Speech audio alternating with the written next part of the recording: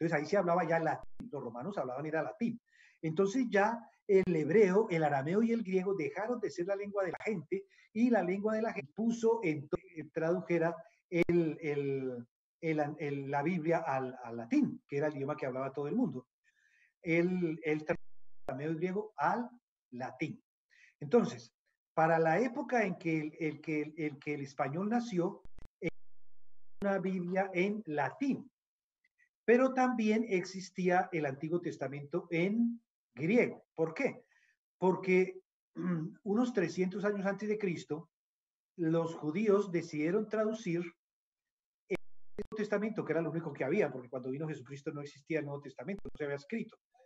Entonces ellos tradujeron la Biblia del hebreo al griego, que era el idioma ya que se impuso.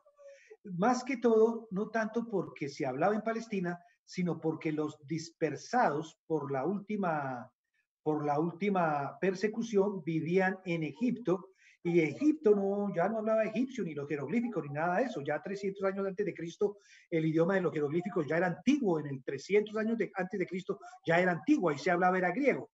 Y la principal ciudad de Egipto ya no era Tebas, ni las ciudades egipcias, sino que la principal ciudad en Egipto era el puerto de Alejandría.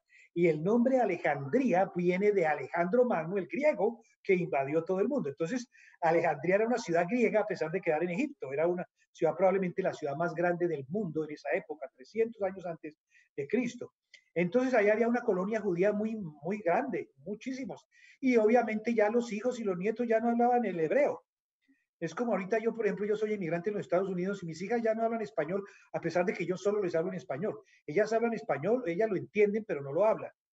Entonces, fíjense que esos fenómenos son tanto culturales, a pesar de que uno haga el esfuerzo, lo van perdiendo, y ellos querían que sus nietos, bisnietos y las nuevas generaciones de hebreos, de judíos que vivían fuera de Palestina, pudieran entender la palabra de Dios y decidieron traducir dos versiones de la Biblia, una en hebreo y otra en griego, y no eran iguales.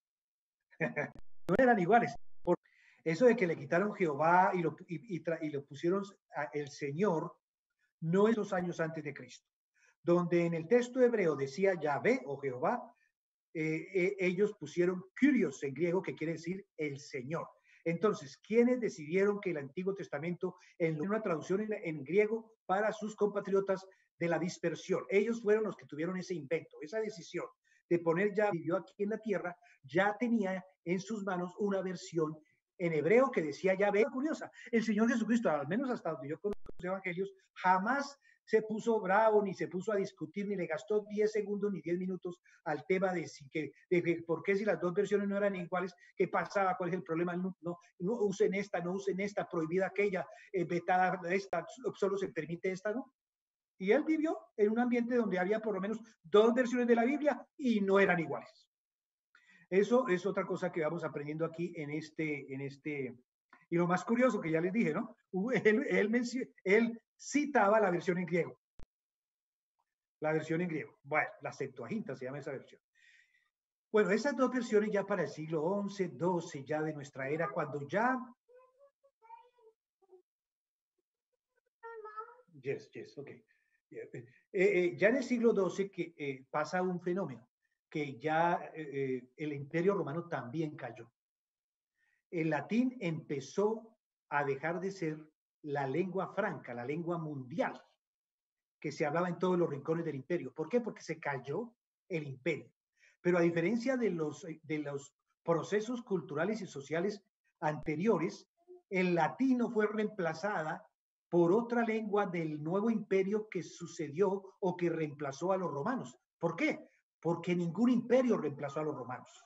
El imperio romano fue reemplazado, inclusive fue derrotado por hordas tribales venidas del lejano oriente con diferentes idiomas. Ellos invadieron el Imperio Romano con diferentes idiomas y acabaron con la civilización, con la cultura. El Imperio Romano construyó las carreteras en línea recta en lo posible. Eran carreteras que aún hoy en día existen. Los acueductos del Imperio Romano todavía existen. Si ustedes van a Segovia, España, muchos de nosotros tenemos compatriotas en España. La ciencia, la filosofía, todo eso fue destruido. ¿Por qué? Porque llegaron hordas violentas que acabaron con el Imperio Romano y la gente perdió todo interés cultural porque la única razón para vivir era sobrevivir. Entonces, la gente se agrupaba en grupos alrededor de un líder que los defendía cuando llegaban a la gente de alrededor y ahí los protegía. Y a cambio, la gente le trabajaba las tierras. Entonces, ya no hubo comunicaciones mundiales, ya no hubo caminos, las vías romanas se acabaron, se sepultó el bosque y el latín que se hablaba en lo que hoy es en día España empezó a adquirir unas características regionalistas debido a que se hablaba solamente entre ellos.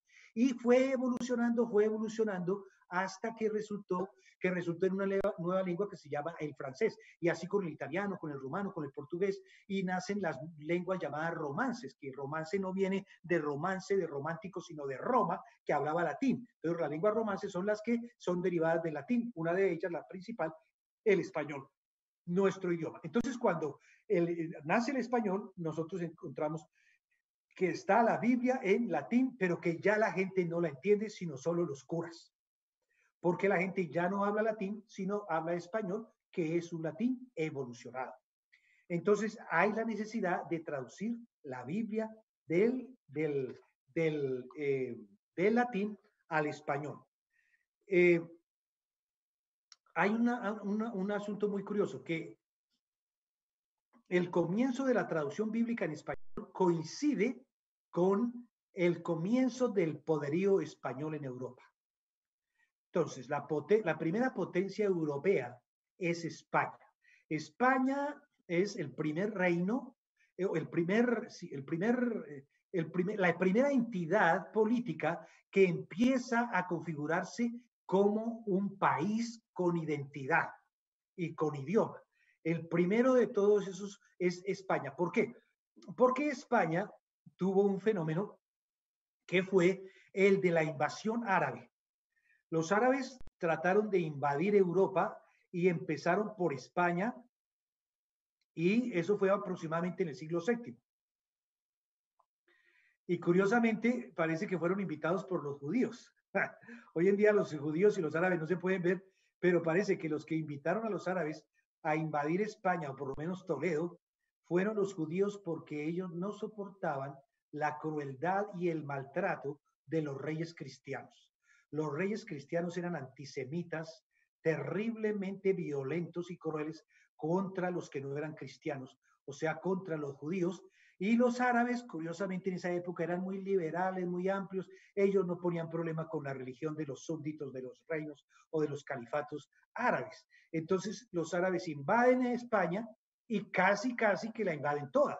Y casi que invaden de toda Europa, sino que fueron detenidos en Francia por los carolingios, pero bueno, eso es otra historia. Entonces duraron del siglo VII más o menos al siglo XI, duraron como unos 4 o 5 siglos en España, y entonces imagínense ustedes la influencia que tuvieron.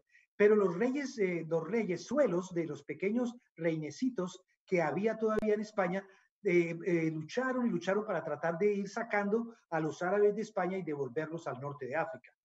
Y el primer reino pequeñito que logró éxitos contra los árabes y se enriqueció a expensas de la riqueza árabe fue el reino de Castilla y el reino de León. Entonces, el reino de Castilla fue el primer reino en la península que empieza a adquirir personalidad. Y ahí que se hablaba, pues los del reino de Castilla se habla un español incipiente, que en ese entonces no se llamaba español, sino castellano, porque el reino era Castilla. Entonces nosotros encontramos a Castilla como el primer reino del mundo europeo que empieza a adquirir identidad y fortaleza. Y aquí vemos nosotros la figura del rey Alfonso X el Sabio. El rey Alfonso X de Castilla conquistó Toledo, le quitó Toledo a los árabes. Toledo era una ciudad muy rica, una ciudad muy grande, mejor dicho, le sirvieron en bandeja semejante ciudad al rey Alfonso X. Y entonces este rey era un rey supremamente interesante, porque él era un hombre completo, él era un tipo completo, él era soldado, era poeta, era legislador, era jugador de ajedrez, un jugador de ajedrez, porque en España, ustedes saben que el ajedrez fue inventado probablemente en la India, pasó por los árabes llegaron a España e introdujeron por España el ajedrez a España, a Europa. Y entonces él fue el primero que estableció las reglas del ajedrez. Él más o menos unificó las reglas del ajedrez, Alfonso X, y también le dio, debido a su gran poderío, porque él era un rey que tenía mucho linaje, inclusive tenía un linaje alemán, era bien enraizado castellano, un imperio pues de papel, porque los que mandaban no era un país, sino era un imperio de papel, porque los que mandaban eran los príncipes, eran también pequeños reinos, y los príncipes elegían al emperador, pero de todas maneras Alfonso X tenía linaje, era uno de los que podía pelear por ser el emperador del Sacro Imperio Romano Germánico, en pocas palabras, de lo que después fue Alemania. Entonces él decide que quiere, pero él quería que la enciclopedia empezara con la historia, y la historia de la humanidad. ¿Y dónde empieza para un cristiano la historia de la humanidad? En el Génesis. Entonces, la primera parte de la enciclopedia del rey Alfonso X el Sabio es la Biblia. La Biblia traducida es no la de Reina Valera, sino la Biblia alfonsina.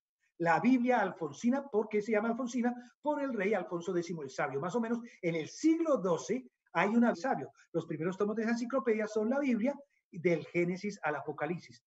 Pero, ¿por qué no es inexacto decir que Casiodoro de Reina sí también tradujo o publicó la primera Biblia en español? Porque la Biblia alfonsina era una traducción completa del latín, no de los idiomas originales. Casiodoro de Reina sí publicó una traducción completa de los idiomas originales al español.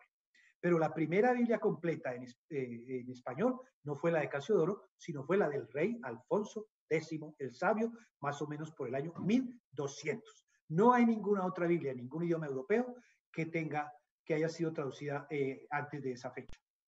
Entonces, encontramos ya ese bonito detalle de que los primeros que tuvieron Biblia completa en español fueron los hablantes de castellano. Pero con el tiempo, más o menos en el siglo XIII,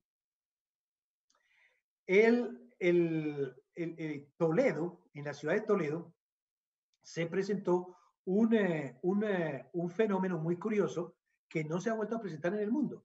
Y es que las tres culturas, la cultura judía, la cultura cristiana y la cultura musulmana, convivieron en completa armonía. Había sus escaramuzas, pero no vivieron discriminadas, una en un lado, otra en otro, no.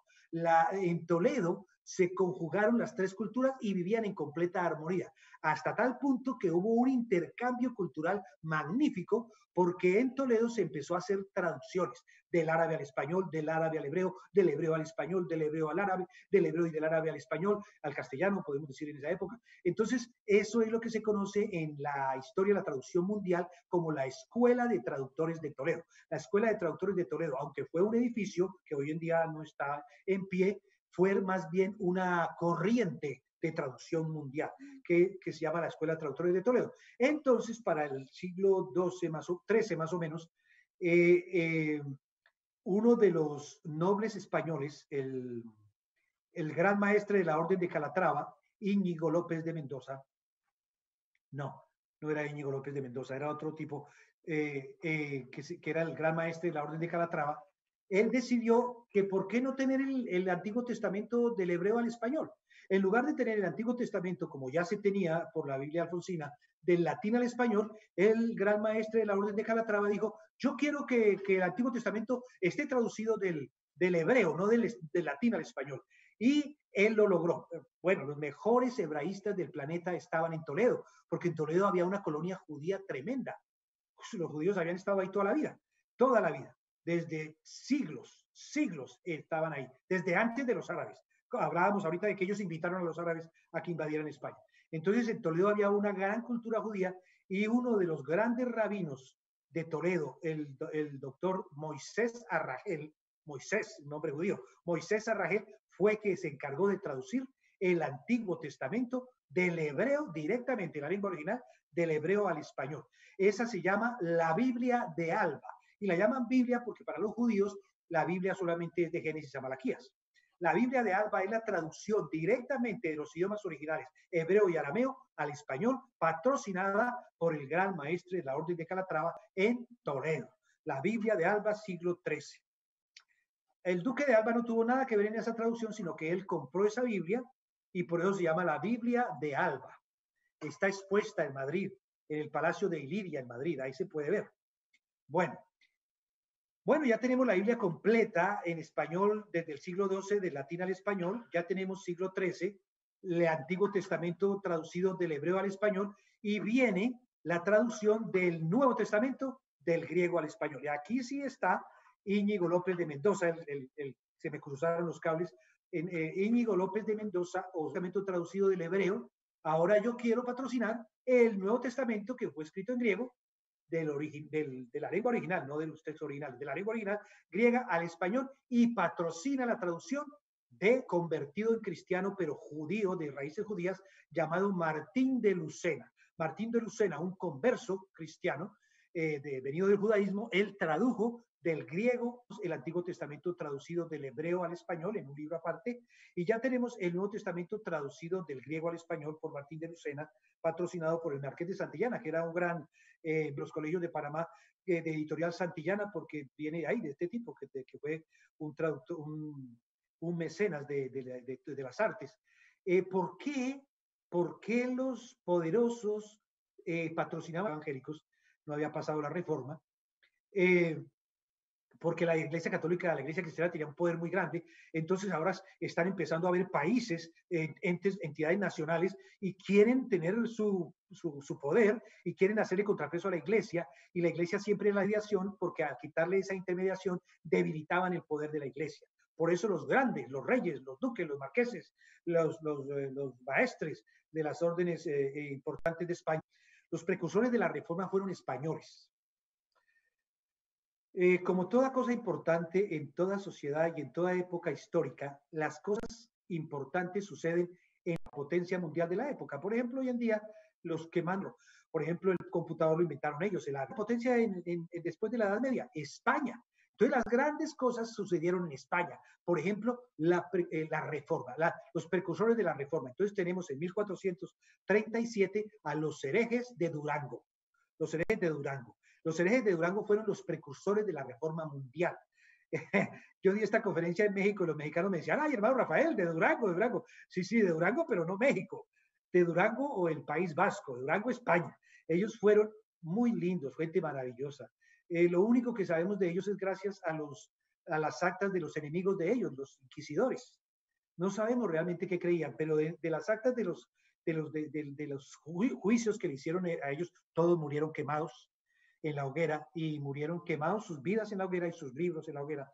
Pero sabemos que ellos fueron los primeros que hablaron acerca de que la salvación no era por obras. No dijeron que fuera por gracia, pero prácticamente lo dijeron sin usar la palabra gracia.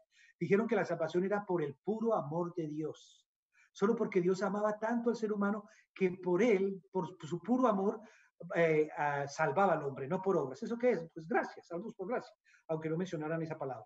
Y también hicieron un énfasis que desgraciadamente los reformadores no siguieron ese ejemplo. Ellos hicieron mucho énfasis en la obra del Espíritu Santo. Los herejes de Durango hablaban de que no necesitaban los intermediarios de la iglesia para leer la Biblia, que uno podía acercarse a la Biblia directamente en español, y que el Espíritu Santo ayudaba al creyente sincero a entender su palabra. Y también hicieron énfasis en los dones del Espíritu Santo. Eso se perdió con el tiempo. Ellos fueron asesinados por la Inquisición, y los reformadores europeos no le pusieron mucha atención al Espíritu Santo, sino mucho más tarde. Los herejes de Durango. Luego viene Guillermo Savonarola, también en Italia, que era un cura medio loco, pero que también fue un precursor de la Reforma, un tipo de una excentricidad tremenda, pero muy sincero. Él no era un reformador teórico o teológico como los españoles, sino un reformador práctico, porque él atacaba mucho la lujuria, la riqueza, los curas mujeriegos, los papas que tenían amantes y hijos. Él era un reformador de la conducta. Él atacó mucho la corrupción y la conducta de los líderes de la iglesia. Y claro, pues eso vino a oídos de él vivía en Florencia, en Italia, y en Roma queda pues la sede papal. Tan pronto se enteró el papa, pues ¿qué hicieron con él? Lo quemaron. Pero él fue un precursor de la Reforma, hay que reconocer. Los españoles y los italianos fueron los precursores de la Reforma. Luego vienen los llamados alumbrados españoles en el 1509, mucho antes de Casiodoro, mucho antes de Lutero, todavía son precursores. Ellos también hablan acerca de, pero ellos van más allá, ellos hablan acerca de que la iglesia está muy corrupta y que hay que, como decían los herejes de Durango, acercarse a la Biblia sin intermediarios, leer la palabra de Dios en el idioma del pueblo, creer en el poder del Espíritu Santo para guiar no solamente la lectura de la Biblia, sino la vida piadosa de cualquier creyente sin necesidad de curas ni de sacerdotes, y rechazan fuertemente la devoción a la Virgen y a los santos. Por ello también fueron perseguidos, quemados vivos en la hoguera de la Inquisición. Una cosa muy curiosa, buena parte de los alumbrados españoles eran mujeres. Los líderes de los alumbrados españoles, o sea, los precursores de la Reforma Mundial, eran mujeres, especialmente una mujer llamada Isabel de la Cruz. Isabel de la Cruz. Bueno, ahora tenemos que hablar, uy, Dios mío, se nos acabó el tiempo. Señor bendito, bueno, 5 minutos más porque tengo que hablar por lo menos llegar a Casiodoro. Existe ahora, la corrupción de la iglesia es demasiado generalizada en toda Europa, aunque hay que reconocer que la Iglesia Católica Española fue la menos corrupta, porque los españoles no tenían un talante para ser así. El hecho es que en Italia, en Francia, en Países Bajos, eso era una corrupción tremenda, y entonces resulta que empieza a haber una reacción de la gente culta contra la iglesia. Es lo que llamamos nosotros los humanistas. Uno ve que muchos religiosos atacan a los humanistas, dicen, uy, eso es humanismo, pero no entienden por qué apareció el humanismo. El humanismo apareció porque para poder, más o menos en el siglo XV, ser uno una persona correcta, moralmente correcta, uno tenía que alejarse de la iglesia. Qué triste, ¿no? Para ser decente, para ser bueno, para ser correcto, para ser ético, tenía uno que alejarse de la iglesia. ¿Por qué? Porque los líderes de la iglesia eran corruptos, mujeriegos, ladrones, disipados. Entonces, la única manera de uno ser buena persona era alejarse de la iglesia. Y esos son los humanistas. Entre los humanistas contamos a Erasmo de Rotterdam, que escribió un ataque contra la Iglesia Católica, un ataque muy, muy sutil porque él era amigo del Papa y era una persona muy importante en toda Europa, que se llama El elogio de la locura. El elogio de la locura, el que lo leyera un poquito entre líneas, se daba cuenta de que lo que estaba diciendo Erasmo era que si uno tenía que ser cuerdo, oye, en esa época, pues uno tenía que ser corrupto, violador, mujeriego, ladrón, ricachón, entonces mejor ser loco, mejor ser loco. Entonces por eso dice elogio de la locura. Esos son los humanistas que aborrecían de los curas y de todo lo que oliera a religión. Pero Erasmo de Rotterdam era muy famoso, era una vaca sagrada que hasta el Papa lo respetaba, era amigo de él, y entonces encontramos que Erasmo de Rotterdam ataca a la iglesia de una forma muy soterrada y resulta admirado por todo el mundo en esa época, especialmente por Calvino, por Lutero, por todo el mundo, por Carta. Es que se carteaban en latín todos los humanistas, todos los científicos, todos formaron una república abstracta, no era una república física, sino una república. Cuando uno quiere saber qué pasó en la Reforma, en la Ilustración, uno tiene que estudiar las cartas de Lutero. Eso se llama la República de las Letras. Hay un ignorado adrede porque España después fue reemplazada como potencia mundial por Inglaterra, e Inglaterra luchó contra todo lo que oliera español, y desgraciadamente en eso caló el segundo más leído en la República de las Letras, el español José Luis Vives, mucho mejor que Erasmo.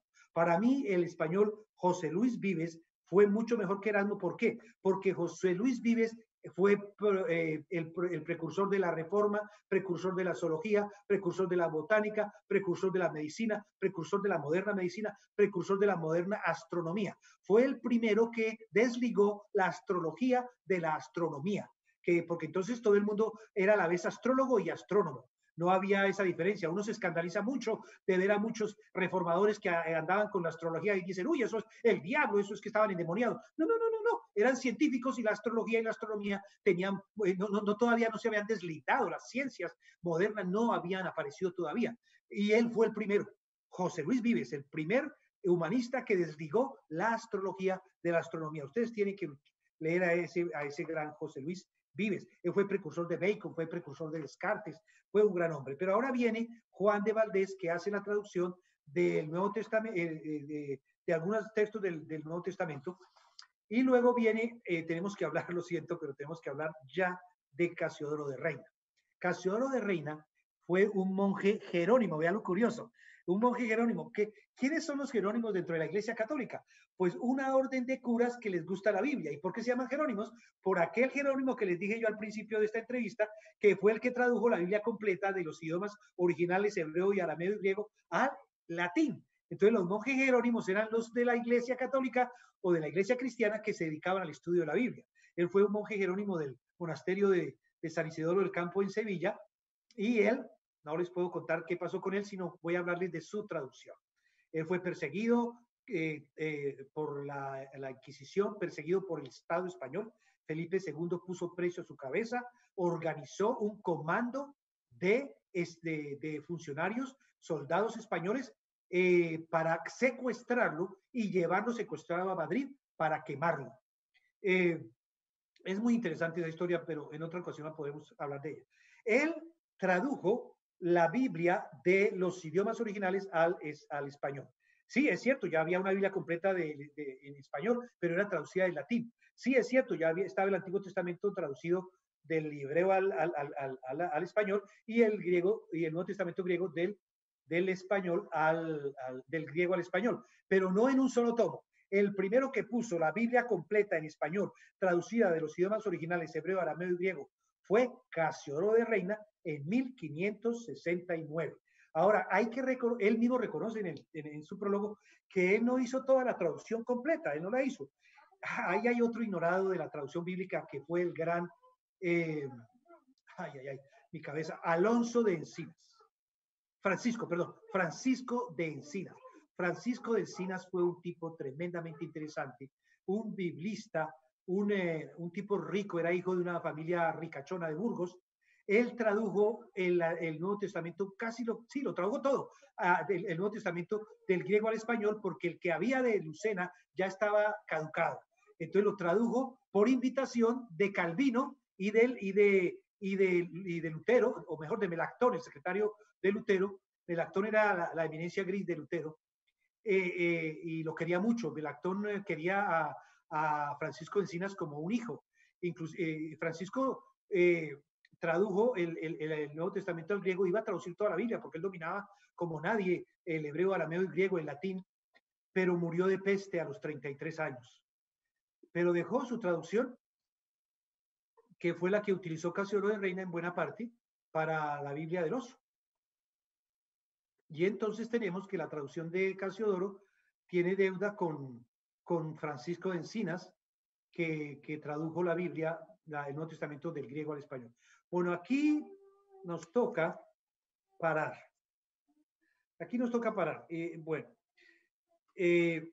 Déjeme que termine hablando de la relación de Francisco de Encinas con Lutero y con Calvino.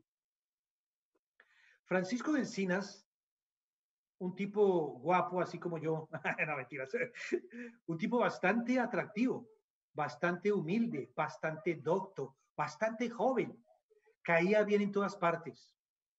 Él simpatizó con las ideas de los alumbrados, de los herejes de Durango, de Erasmo de Róterdam, de Luis Vives, fue amigo de ellos, y fue amigo de Lutero y de Calvino. Lutero y Calvino no se podían ver, pero ambos querían a Francisco de Encinas. Ambos lo querían, lo respetaban, le escribían, le ayudaban en todo, lo admiraban. Qué tristeza que Francisco murió de peste a los 33 años, dejó viuda y 3 hijas. Él era parte de ese grupo de...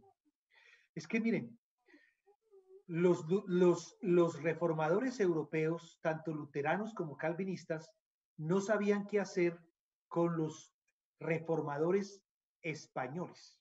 ¿Por qué? Porque la mayoría de evangélicos y reformadores españoles sabían más Biblia que ellos. ¿Por qué? Porque la mayoría de reformadores españoles eran conversos judíos, y los judíos desde chiquiticos aprenden Biblia. Entonces, los calvinistas y luteranos le tenían muchos celos a los reformadores españoles. Cuando llegó huido de España el pobre Casiodoro de Reina a Suiza, él dijo, estoy aquí entre mis hermanos evangélicos, miren, Y lo primero que hacen los calvinistas es preguntarle, ¿usted de qué denominación es? ¿Cómo le preguntan a Casiodoro Reina que lo estaban por quemar la Inquisición? Que los reformadores españoles, ellos fueron como una tercera vía. Ellos no se enfrascaban en discusiones sobre esta cosa y la otra. Para ellos lo importante era lo básico, lo esencial de la palabra de Dios. Y los calvinistas y los luteranos están enfrascados en peleas, en agarrones. Y los reformadores europeos aborrecían de esas cosas. Ellos buscaban era la unidad de los creyentes para poder luchar contra la Iglesia Católica que estaba matando reformadores. Entonces, por eso no cayeron bien. Y a Casiodoro le tocó salir de Basilea. Él publicó la Biblia del Oso, la Biblia de él en 1569 en Basilea, Suiza, pero le hicieron tanto la guerra a los calvinistas que le tocó irse para Inglaterra. Y hasta allá se fueron a pelear con él, no a predicar el evangelio, otra cosa, sino a desacreditarlo, a armarle. Ahí hubo una confabulación entre el Estado español y sus espías de Felipe II y los enemigos de Casiodoro de Reina, que le armaron unos embustes y unas acusaciones que le tocó irse de Inglaterra y volver al continente, a Estrasburgo, donde murió y no sabemos dónde está enterrado. Tanto que se llenan la boca hablando de la Biblia de Casiodoro de Reina, tanto que, ay no, que la Biblia de Reina, que Casiodoro de Reina, y yo no he encontrado el primero que escriba una buena biografía sobre Casiodoro de Reina. Sí, bueno, ya la escribió una señora española y después por el correo electrónico me dicen y les doy la bibliografía de la mejor biografía de Casiodoro de Reina que se ha escrito, y fue escrita en España por una señora queridísima, no me acuerdo cómo se llama, creo que Doris o algo así, o Diana, pero yo les doy el dato a los que quieran. Una biografía completísima, la mejor que se ha escrito sobre Casiodoro de Reina. Y de ahí van apareciendo más versiones de la Biblia, hasta las últimas que han existido hoy en día, como es la Nueva Traducción Viviente, como la Palabra de Dios para Todos, versiones que yo he tenido el honor y merecido de ser el editor, como la Nueva Versión Internacional. También los católicos han tenido sus versiones, como las Biblias de la Biblia del Peregrino, las Biblias que se han hecho, las versiones que se han hecho en Chile y en Argentina, como la Biblia latinoamericana. Monseñor Leborati, un tipo muy sabio que ya murió. Y bueno, ahora sí vienen las preguntas. Lamento mucho no poder llenar más. No, hay que respetar. Hola. A su juicio. Excelente pregunta. El mayor rétorica cercana hizo la versión el siglo XI, manuscritos y los idiomas originales que produjo era por ellos, la gente, los hermanos, por ignorancia, Bíblicas Unidas, que dice, ay, es que aquí hay unas palabras que reina, que como ya les he dicho, de la Biblia también es una traducción, es que son manuscritos antiguos y confiables. Esto para complementar es la posibilidad de tener la traducción bíblica actual. El reto es ese, estudiar, conocer las cosas. Perfecto. Voy a tener preguntas en una sola. Este tiempo, ¿cuáles son las evidencias? Pregunta, si tan solo la evidencia no es una evidencia, ¿qué lo decimos? Manuscritos antiguos, miles de manuscritos han producido, es el único libro de la antigüedad que tiene una burú que se han datado con el carbono 14 y con todo, son casi iguales a los, el manuscrito más antiguo que había era más o menos del siglo X, y Isaías es más desde el punto de vista teológico, es muy parecido al Jimmy, ¿Qué la NT? Jaime Mirón, del inglés al español, con los escritos de los idiomas originarios, arameo y griego. O sea, la P de arameo y griego. Y sí, tiene razón, testamento, porque el Nuevo Testamento, basado en lo que se llama Stuttgartensia, las Sociedades Bíblicas Unidas desde el punto de vista científico.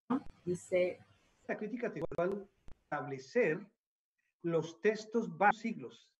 Para establecer el texto del Antiguo Testamento en Sociedades Bíblicas Unidas, cuando ya se ha discutido, trabajar la traducción, buscar las variantes textuales más confiables. Tiene la gran observado hasta que consideraron que ellos ya habían copiado Tomás Oreta, es del siglo, tal problema y todo, quememos todo. Entonces, ¿cuáles? Está hecha la Reina Valera y las versiones antiguas de antes de Cristo. Los masoretas eran escribas judíos modernos. Pues hicieron un muy bien trabajo, pero se tomaron el grado. Entonces, la Septuaginta estaba porque el texto de los masoretas a veces difiere. Como el texto hebreo es en griego, fue basada en textos hebreos más antiguos que saben qué hacer, porque no es una tarea hecho en la Biblia PDT y en la Biblia NTV. Tenemos algunas del chat que han estado llegando. Somos seres humanos. Serían por lo menos 5. Excelente pregunta. La mejor traducción del Espíritu Santo.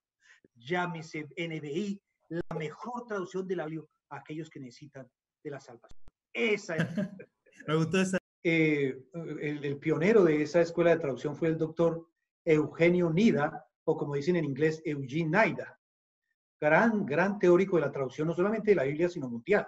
Él es un teórico de la traducción que se estudia en cualquier universidad que se respete del mundo, no porque hubiera sido un traductor bíblico, que fue su campo, sino por los aportes que puso al mundo de la traducción. La traducción es una ciencia, se desarrolla, evoluciona, se perfecciona. Él decía que se le hacía injusticia al texto cuando se traducía muy literalmente, porque realmente nunca se puede traducir literalmente. La traducción literal no existe, aunque muchos aleguen que hay traducción literal, no existe. ¿Por qué no existe la traducción literal? Porque una traducción literal, una traducción literal es la que respeta 100% el género, el número, el caso, todas las formas gramaticales y léxicas del idioma de origen en el idioma destino. Entonces, si hubiera una traducción 100% literal, es del mismo idioma. Y como no hay dos idiomas iguales, pues no existe la traducción literal. Por ejemplo, la palabra lámpara en griego es masculino, ¿sí? Entonces, cuando uno traduce, tu palabra es una lámpara para mi pie, ahí ya no hizo traducción literal, porque lámpara es femenino en español y masculino en el original. O sea, violó la norma de que debe respetar íntegramente todas las características gramaticales de la palabra. Entonces debiera haber traducido, tu palabra es una lámparo, es un lámparo, pero un lámparo no existe en español. Entonces habría que inventar. Entonces eso no es científico.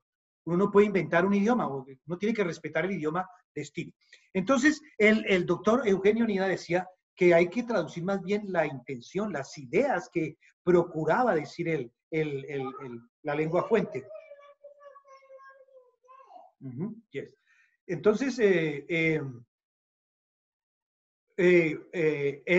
las traducciones de equivalencia dinámica, a propósito, la primera traducción en equivalencia dinámica se hizo en español.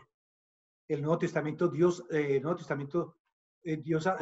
llega al hombre, que hoy en día es la Biblia Dios habla hoy. Primero que Good News Bible y todo eso fue el primer Nuevo Testamento que se hizo siguiendo esa corriente de traducción fue en español, el Nuevo Testamento. Pero lo que pasa, eso fue en 1949, fue toda una revolución, había que traducir más bien en lugar de las palabras, había que traducir la idea del autor, pero cuando hicimos la PDT y la NTV, ya la equivalencia dinámica tenía sus años y nos dimos cuenta que cuando uno exagera en seguir la escuela de traducción de equivalencia dinámica, casi que llega a ser una paráfrasis, no una traducción. La paráfrasis es válida, mientras que sea honesto y se diga esto es una paráfrasis. Entonces, la PDT y la NTV no son realmente traducciones de equivalencia dinámica, sino son a medio camino entre una traducción llamada de equivalencia formal, para no decir literal. La PDT no es una traducción 100% de equivalencia formal, ni una traducción 100% de equivalencia dinámica. Nosotros utilizamos la corriente de equivalencia dinámica en aquellos textos en los cuales el sentido original se puede desfigurar. Entonces, es decir, el criterio para la traducción PDT y para la NTV es que se respete el sentido original. Y en lo posible, hacer una traducción formal.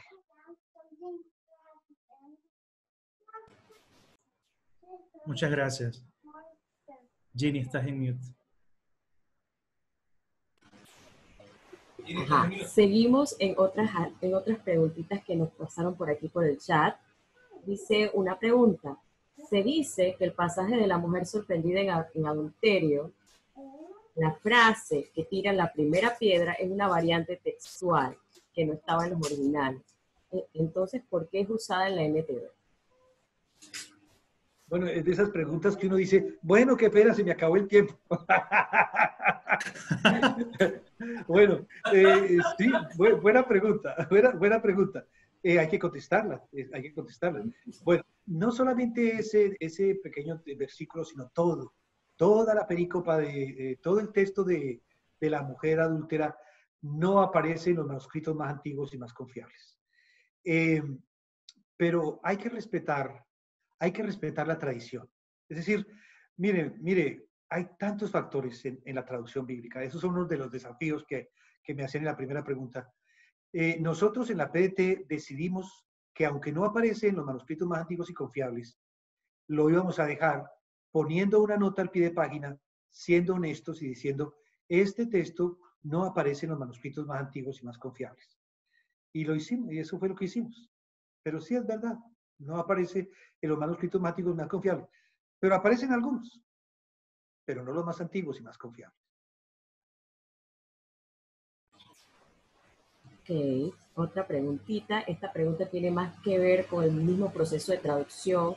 Dice, ¿cuál es el proceso para traducir un capítulo o un libro? ¿Cuántas personas participan? ¿Qué material previo preparan y dónde lo También muy buena pregunta, tengo que contestarla a grandes rasgos. En la PDT y también en la NTV, yo creo que sí, que mínimo 60 pasos. 60 pasos. Hay que conseguir el equipo de traducción, porque una traducción seria no la hace una sola persona hoy en día. Un equipo de traducción con hebraístas, gente que domine las lenguas clásicas, que domine el hebreo, gente que sepa de los idiomas originales. Lo básico es conseguir integrar el equipo con esos eruditos, pero no es suficiente. Hay que también que el equipo lo integren inclusive hasta pedagogos, lingüistas que dominen la lengua española, que no se regionalicen, porque hay palabras que la misma palabra, no es una palabra antigua, una palabra moderna, en México significa una cosa y en Argentina otra. Entonces hay que hacer un esfuerzo porque el equipo de traducción esté integrado no solamente por gente que domine las lenguas bíblicas, sino también gente que respete el gran espectro del habla española desde Argentina hasta México. Entonces, entonces fuera de eso, desde el punto de vista teológico, el equipo tiene que estar conformado por gente de todas las corrientes, por lo menos las principales del mundo evangélico. Aunque puede ser gente muy honesta y todo, pero si todos van a ser del mismo grupo evangélico, por muy honestos que sean, siempre van a filtrar en la traducción sus tendencias teológicas, por muy sanas que le parezcan a ellos. Entonces hay siempre que nosotros tenemos bautistas, nosotros tenemos de Asamblea de Dios, de nuestros equipos de traducción, gente de la mayor parte, no de todas, porque es imposible, pero la mayor parte de corrientes teológicas del mundo evangélico. Y entonces se hace un primer borrador, que es la traducción de los idiomas originales al español, y entonces entonces de ahí para allá es una lucha tremenda, muy cortés y muy bonita, donde los que estamos dominando el idioma español decimos, uy, no, pero eso no se puede poner porque nadie lo entiende. ¿Por qué no ponemos esto en lugar de esto? Entonces eso primero tiene que aprobarlo los eruditos en las lenguas bíblicas para que digan, sí, se puede poner porque es fiel. Por ejemplo, nosotros tuvimos un problema muy grande con un gran erudito que quería que en lugar de lira pusiéramos guitarra. Y entonces yo soy el editor y a mí me tocaba todo eso porque, ¿por qué quieres guitarra? Bueno, porque la guitarra que se inventó en España la lira es un antecesor de la guitarra. Y si vamos a hablar a la gente de hoy, pues es mejor poner guitarra. Y yo dije, bueno, pues tienes razón, pero no tanto. No se puede poner eso, ¿sí? O sea, tenía un respaldo de erudición en los idiomas bíblicos y un respaldo en el sentido del español de hoy en día, pero no se puede. Es decir, es un proceso bastante largo, pero siempre tratando de cumplir los dos principales propósitos: fidelidad a los idiomas originales y de fácil lectura y comprensión en el idioma español. Okay, una última pregunta, dice, ¿cómo se produjo el proceso de separación por capítulos, versículos y temas en la Biblia? Bueno, ahí sí me corcha para darle los detalles de eso, pero le voy a dar una traducción general, una respuesta general, pero los detalles sí le toca a usted buscarlos en Wikipedia o en alguna parte. Bueno, los libros en los idiomas originales no vinieron divididos en capítulos y versículos. Ellos vinieron de una forma muy difícil. para el traductor actual. Pongamos el caso del Nuevo Testamento, todo de corrido. Algunos manuscritos empiezan a la derecha, siguen a la izquierda, siguen derecha, siguen izquierda. No hay pausas, no hay nada. Algunos tenían unas rayas de pausas en el Antiguo Testamento, en el Nuevo también. Entonces, fueron los que trabajamos a través del tiempo, los manuscritos y todo, tratando de traducir a nuestros correligionarios el texto, los que vimos que había necesidad de hacer algunas pausas para la comprensión de texto. De otra manera, por más de que se tradujera correctamente, iba a ser ilegible, porque un texto de corrido, como si fuera la novela Ulises de James Joyce, eso no lo entiende nadie, ¿sí? Entonces, empezaron a hacerse pausas. Y la primera división en capítulos fue la en capítulos antes que versículos. No me acuerdo quién la hizo, pero bien tarde, no me acuerdo en qué siglo. Y eso creo que fue un monje inglés. El dato se resuelve en Wikipedia. Y después se hizo la división de los capítulos en versículos. Tampoco me acuerdo quién la hizo. Ahora, los párrafos también se hacen de acuerdo a la versión. De acuerdo a la versión. Nosotros seguimos la división en párrafos que tiene los textos bases en hebreo, arameo y griego de Sociedades Bíblicas Unidas.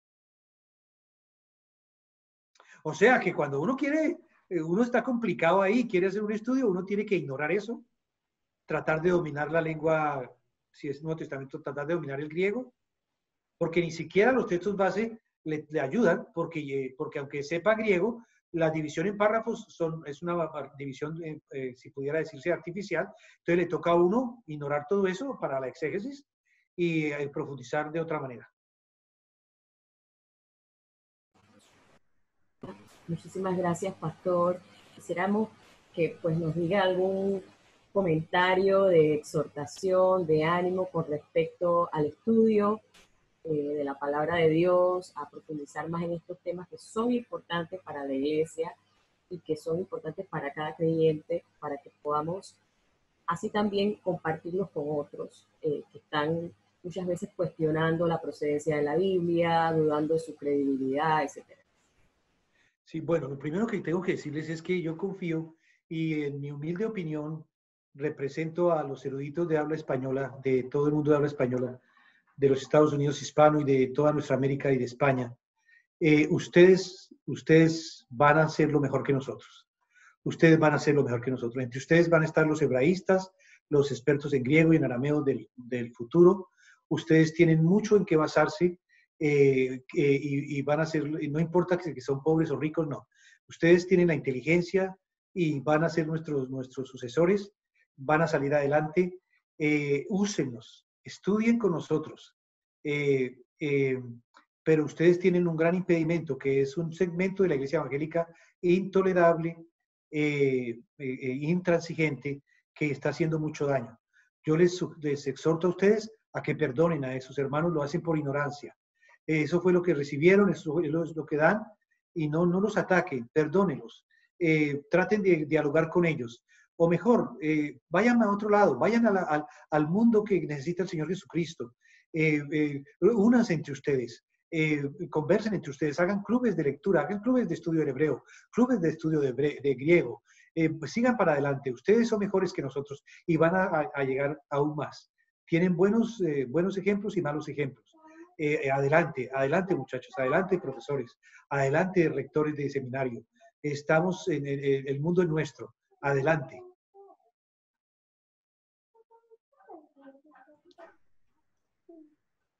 Gracias.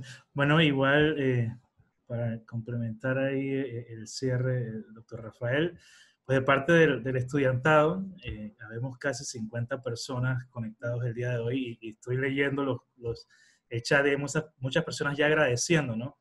Y más del 95% somos estudiantes el día de hoy aquí y realmente ha sido muy grato la conversación, la exposición y después el conversatorio.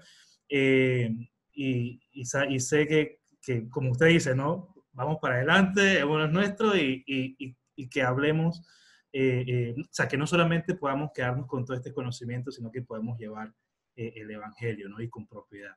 Y bueno, le damos muchas gracias, le mandamos un abrazo caluroso desde acá de Panamá y gracias por su tiempo. Gracias.